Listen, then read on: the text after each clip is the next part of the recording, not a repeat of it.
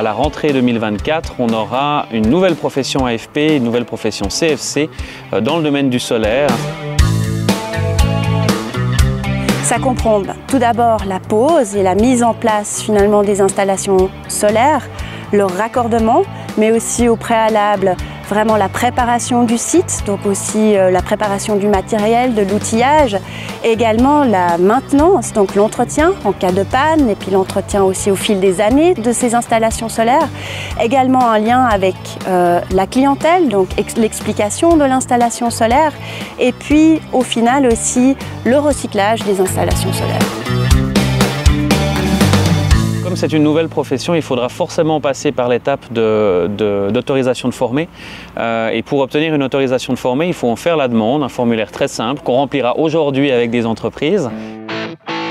Dans le canton de Neuchâtel, ça nous paraissait important, voire essentiel, de prendre le temps de vous inviter une après-midi pour vous présenter ces deux nouvelles formations, une AFP et une CFC.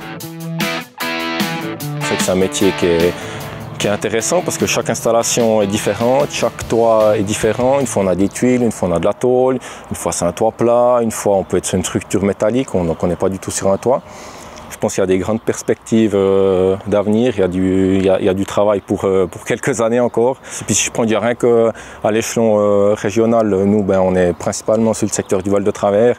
Quand on est sur un toit puis on regarde autour de nous, c'est vrai qu'il n'y a pas beaucoup de maisons qui sont encore équipées, donc il y a de quoi faire, quoi. Je pense pour les jeunes qui ont envie vraiment de participer au tournant énergétique, ça peut être une très bonne opportunité de travailler dans un domaine qui réfléchit aux énergies renouvelables. Donc ça peut être vraiment un point extrêmement intéressant. C'est certainement un métier d'avenir, on recherche beaucoup de personnel là-dedans. Il y a aussi des formations continues qu'on peut suivre pour faire de la gestion de projets d'installation solaire.